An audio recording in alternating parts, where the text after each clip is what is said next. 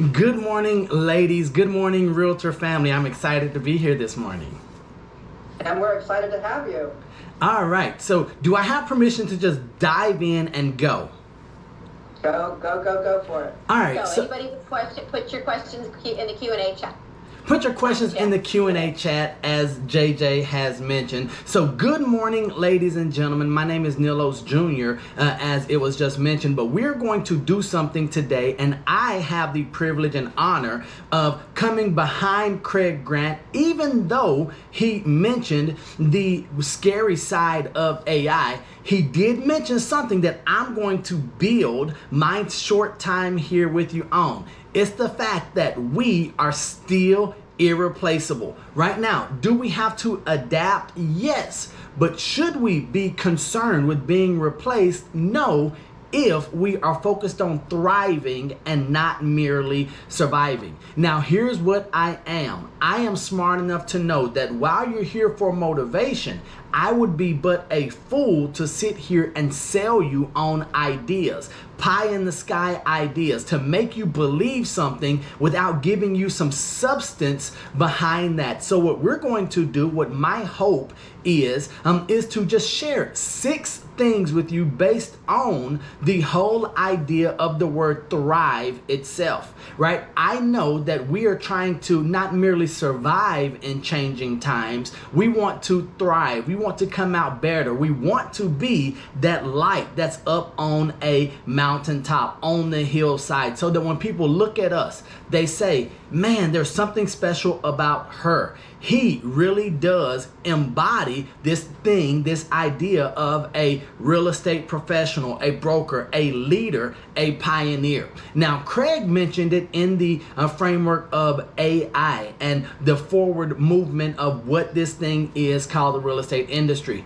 I'm going to talk about you as a business owner, you as a leader, you as the single most important piece of this thing that we do, this small business that we have. And so in order for me to do this properly, I must share with you my screen. And this is going to be the whole idea of thrive. So what we're going to do, we're going to look at thrive and how to thrive and change using some simple ideas, some imagery, because I want you to have that locked into your mind.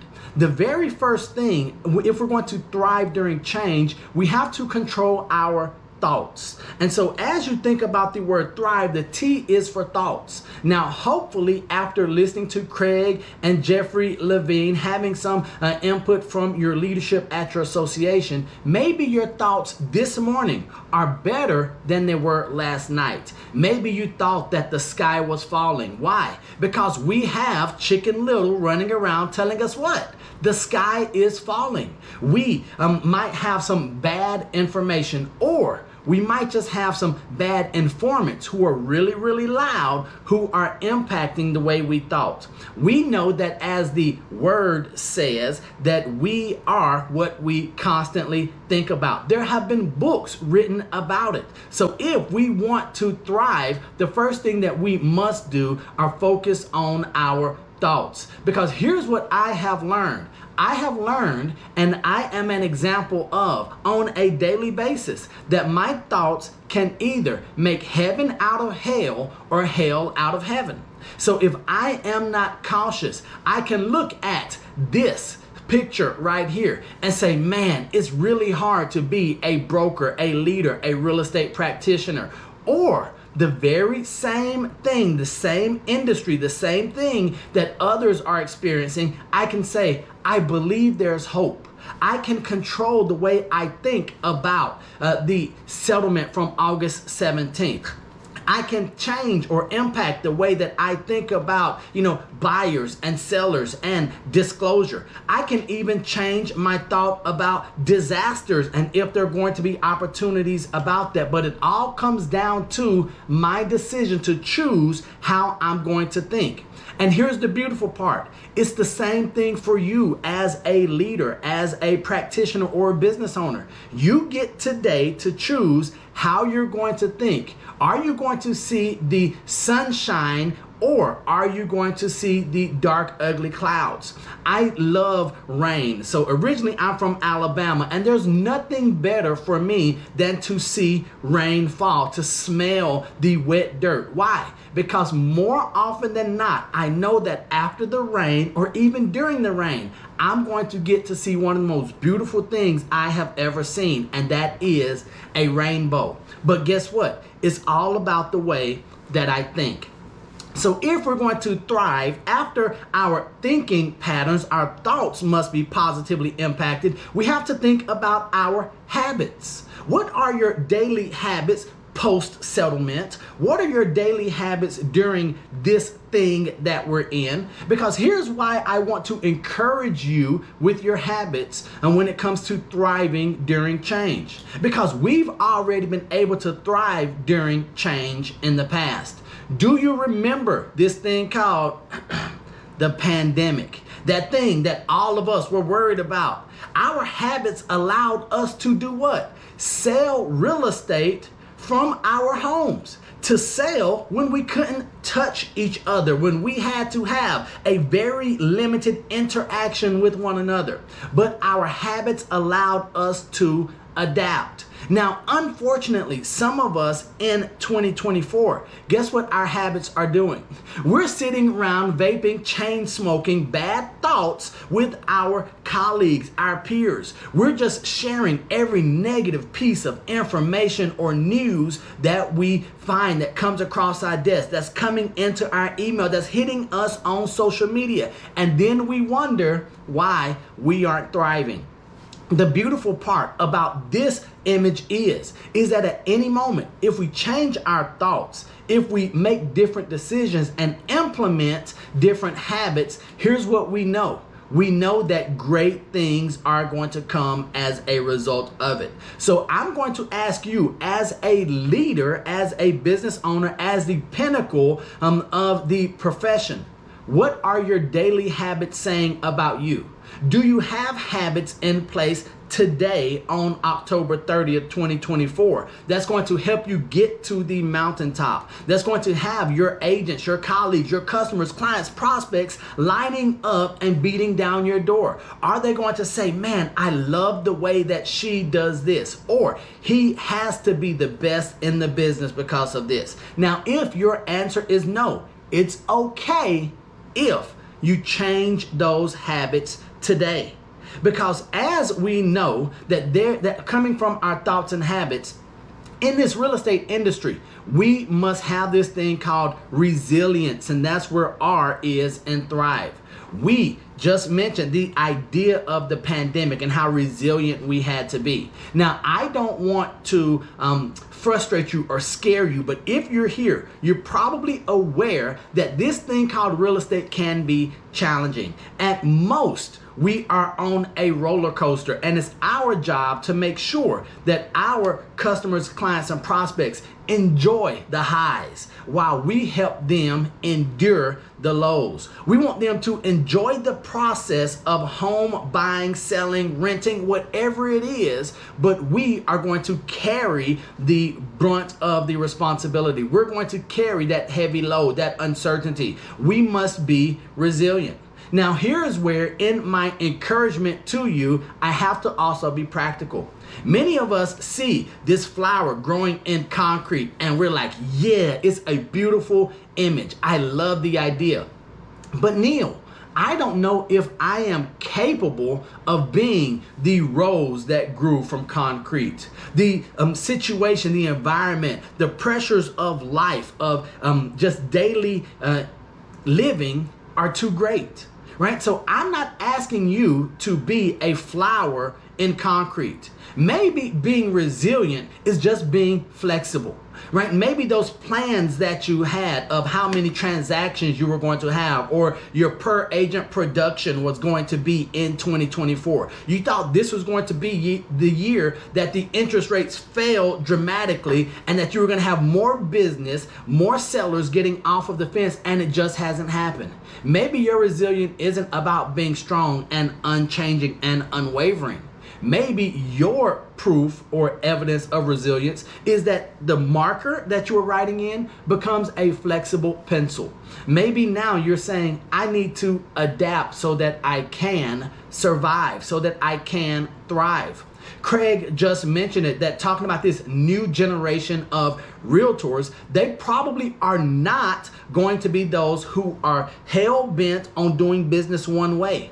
They're going to say, well, my resilience is that I am pliable, that when changes come, whether it's on the technological front, if it's on the legislative front, or maybe it's going to be a change in practices, I believe that even though I have a strong skill set, a tool set, I'm willing to adapt. So we have to be resilient, and one of the most important ways for us to be resilient is to use this underutilized muscle that we as adults have, and it is imagination. Right now, we don't want to get in trouble with our imagination. Here's what I know. As a real estate professional, you are probably one of the most imaginative individuals in the world, because we can see when we get very imaginative, very creative, and misuse those powers. But here's what I am going to encourage you to do on this Wednesday. I'm going to ask you to tap into your imagination. What do we know? We know that we are going to have to use our creativity, that creativity of the child, that thing that is in us that can look at a situation, change our thoughts, and say, what is possible? Let's stop thinking, man, this thing that we're in, these times, these restrictions, or these new guidelines, that they are challenging for us. Because here's what we have been told, and this might be the worst advice that we have ever been given. Think outside the box. Well, here's what I know. Craig has just mentioned about the code of ethics, and JJ even asked some questions like, hold on, there is some responsibility, there is some liability that we as brokers, as leaders, as real estate practitioners have. So we cannot always think outside the box. What do I mean by that? In my efforts to motivate you, I want to motivate you in the fact that this box that we are in, you cannot go outside of it. For instance, the guidelines from the settlement that took effect for many of us at the beginning of August, or on August 17th at the latest, there is a box there that we cannot think outside of. If you do, we are going to get the pow pow. But what many of us unfortunately have done, we feel like this is our box. We feel upside down. We feel compressed. And so I am here to tell you there is a different, better way to look at the box. What if, instead of feeling like you are confined, what if you willingly got into the box? What if your energy, your thoughts, your habits, the resilience that you have, and this imaginative power that we had, say, hey, yes, I'm in the box, but there's something that I get to do. I saw Patrick Quinlan in the comments, in the Q&A. He made a statement talking about the buyer brokerage agreements, right? Initially, he was hesitant, but now he's come to love it. Why? Because Patrick has decided not to be forced in the box. He has said, hey, I'm going to be in this box and I'm going to enjoy it. In fact, I'm going to find different creative ways that I can add value, that I can become a better professional. And that's our job. If we change the way we think about the box that we're in, if we don't gripe and mumble and fuss and fight against what we must do now, we're going to find that our opportunities inside of the box to be creative are going to be fantastic.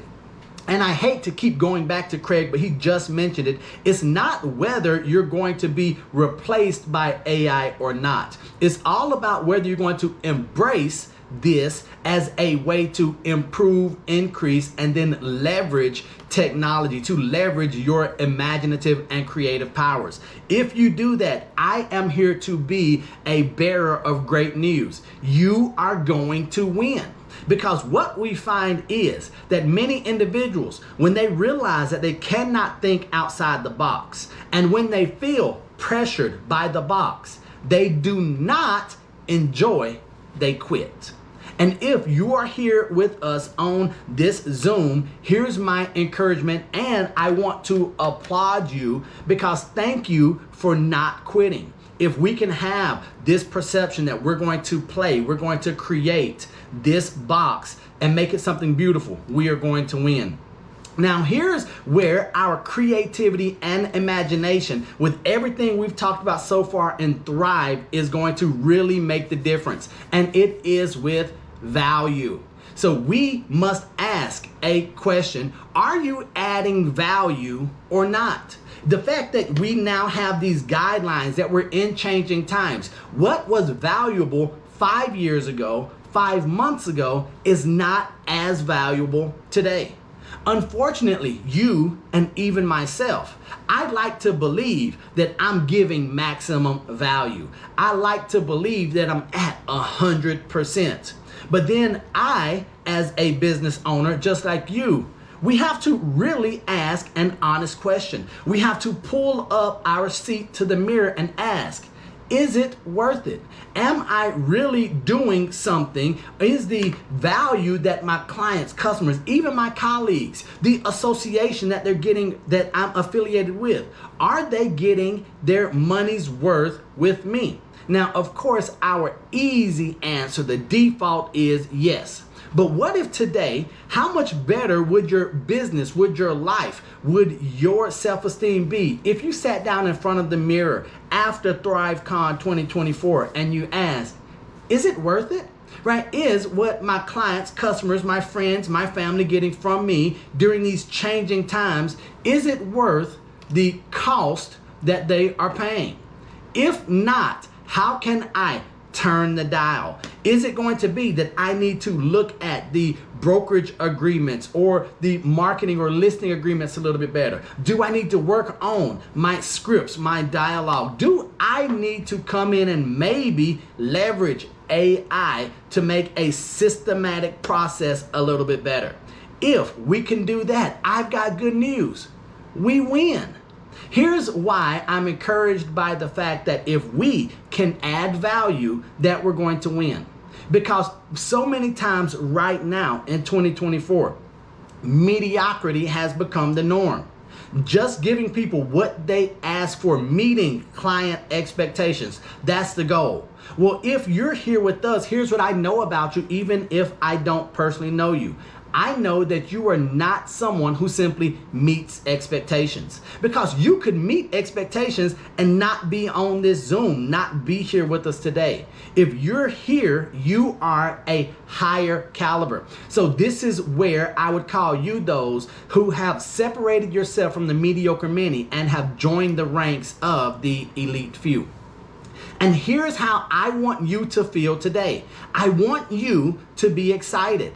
And so the E finally is for enthusiasm, because here's what we know. We know that if we change the way we look at things and we have the right habits, and if we're resilient, we use our imagination, if we're going to add value to our clients and the process, be an individual of value to this industry, we are going to have a level of enthusiasm. People are going to see it. Your agents are going to say, man, she has this thing figured out. Even though she doesn't know what's happening, even though he does not have a crystal ball, I'm going to follow him because he is setting the example. She makes me believe. Unfortunately, many of us are like our friend here on the screen. What does that mean? That means that we are sitting, holding on to the tree, even though NAR, Florida Realtors, your local association, has given you the tether. They've given you, as Jeffrey Levine mentioned, the Florida Realtors legal hotline. We are safe, but we're still on the sideline. We're still hesitant about moving forward. So I was encouraged as a young person by my mom and dad to do dangerous things in a safe environment. And I had my mom and dad sitting there rooting for me, cheering me on. And at times I found myself much like our friend here.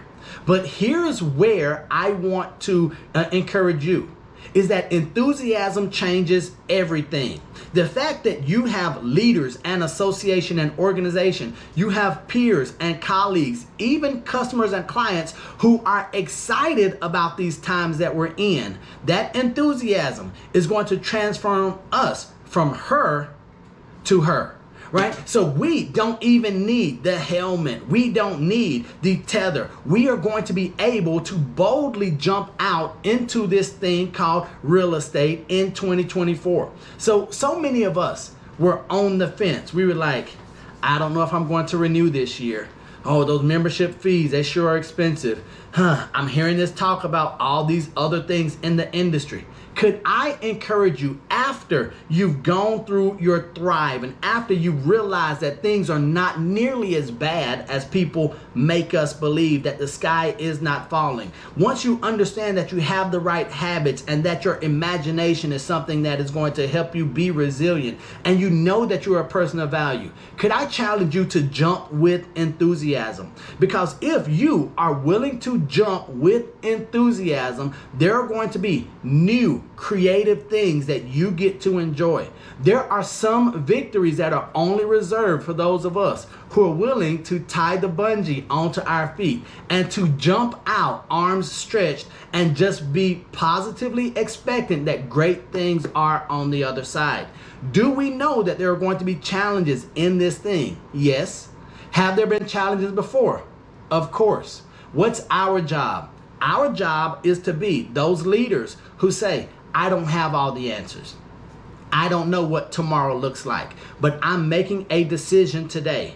We are going to thrive, not survive. We are going to move forward in changes with all of the uncertainty because we're tied to the right people. We are doing the right things, getting the right type of education. We are connected with an association and leadership. We believe in ourselves. We know that we came through the pandemic and we are focused on thriving in 2024. So it is my hope that as you think about ThriveCon 2024 on October 30th, when you look back on today and the information that you receive, I hope you're encouraged. I hope that you say, I believe I can because I have. If I haven't, someone else has, and I know that great things are possible. So I just want to thank you all for listening to me. I thank you all for the opportunity to be here, and I just want to encourage you.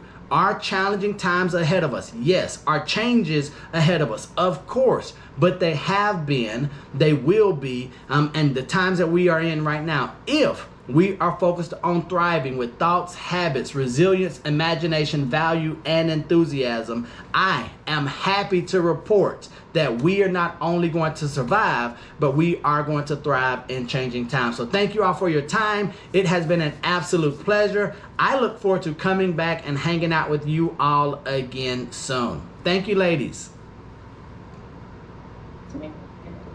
Well, thank you, Neil. It was so nice to have you here today. As brokers and leaders in the community, we're used to inspiring others, and it's nice to have somebody here today to inspire us. Really appreciate that. But I have one question for you before we let you go. What do you do? Who or what inspires you every day? So there are a couple of people and things who inspire me. First, it's my wife. So that's number one. My wife, the fact that she is someone who just always sees positivity. She's an optimistic individual. That's number one. But then number two, just professionally, I am inspired by just seeing where real estate has been, what they overcame, and then the opportunities that we have now. So I am a huge student of history. And so when I'm meeting or having conversations with seasoned veteran agents and they talk about the interest rates that we had, and we know that the price of real estate, so we think that everything is expensive, right? But then we start thinking about, well, here's how much salaries were, and the challenges with construction in yesteryear. So I'm always encouraged to see what we have done. And so I believe that what keeps me going, looking forward to tomorrow, is to see what we have already overcome yesterday. That's why the pandemic is so important to me, because I know that it was a tragedy, but then I saw brothers and sisters in the industry come together, lock arms, and with that, we came through. We were essential, and just because we don't hear the essential tag on us anymore, I think we've forgotten how important we really are. I think we forgot how important what we do really is. And sometimes, well, Jim Rohn would always say that we often need to be reminded more than we need to be instructed. And so I think it's our jobs to remind ourselves, first of all, we can't pour from an empty vessel. But then remind those who are around us that we are essential, even more so now when Jeffrey talks about Tim Weissheyer's vision of the American dream. That's still a real thing. We just forget. I think we have to look back, and my inspiration comes back from looking where we have come from as an industry, as a country, as a state, as local associations, to see what we've done for our members and the general public. And I think that it excites me to keep me going today, tomorrow, and for years to come. Thank you. Thank you. Wonderful to have you. Right now, we're going to be taking a 5-minute break. So everybody, we're going to be doing a raffle when we get back for a Bluetooth speaker. So 5 minutes, be here and see if you can win that lovely prize. And thank you again, Neil, for being here.